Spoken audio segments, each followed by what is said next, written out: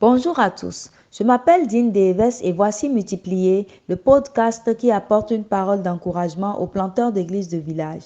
Il y a environ une semaine, j'ai partagé un épisode du podcast qui parlait de la souffrance et de la division qui ont frappé Abraham et ses descendants à cause de leur pratique de la polygamie. Abraham et Jacob ont violé le dessein originel de Dieu pour le mariage en épousant chacun une seconde femme et les conséquences de leur polygamie n'étaient pas belles à voir. Jalousie, méfiance, bagarre et même tentative de meurtre. L'histoire des patriarches dans le livre de la Genèse devrait suffire à mettre en garde tout jeune homme contre la polygamie à tout prix.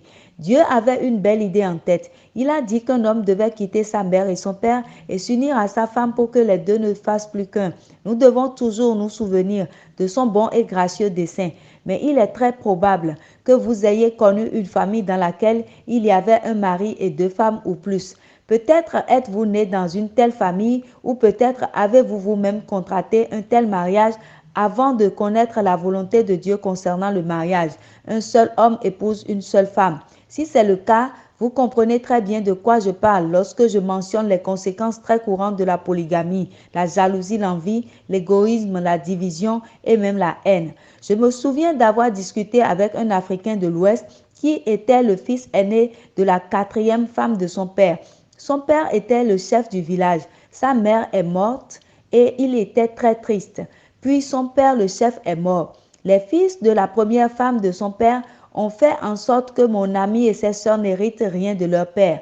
Mon ami a dû quitter l'école technique où il étudiait pour faire son chemin comme ouvrier dans la capitale.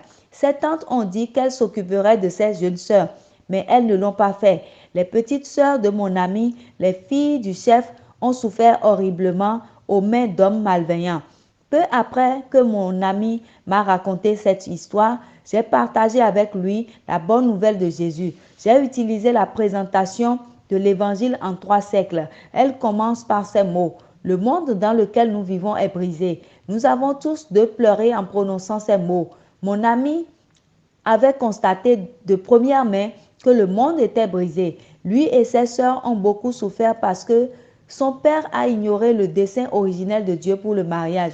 Nos décisions ont des conséquences et ces conséquences durent longtemps et parcourent un long chemin.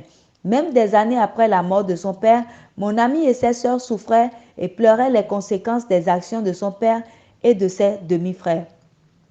Les histoires de ce type sont innombrables. Vous vivez peut-être vous-même une histoire comme celle-ci.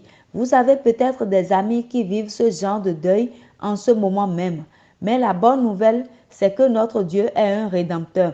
Il prend ce qui est brisé et le remet en place. Il répare ceux qui ont le cœur brisé. Il guérit ce qui a été brisé à cause de l'aveuglement de nos parents.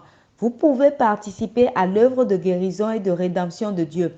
Avertissez tous ceux que vous pouvez des conséquences négatives à long terme de la polygamie. Aidez les jeunes de vos églises à former des mariages sains fondés sur le dessein originel de Dieu.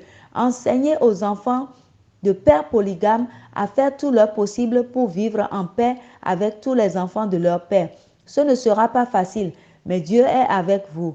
Ainsi, vos efforts porteront leurs fruits pour les générations à venir. C'était multiplié.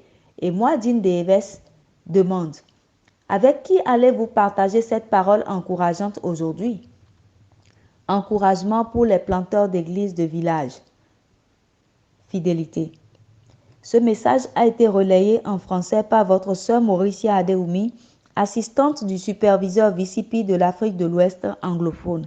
Je vous remercie et que le Seigneur bénisse votre entendement.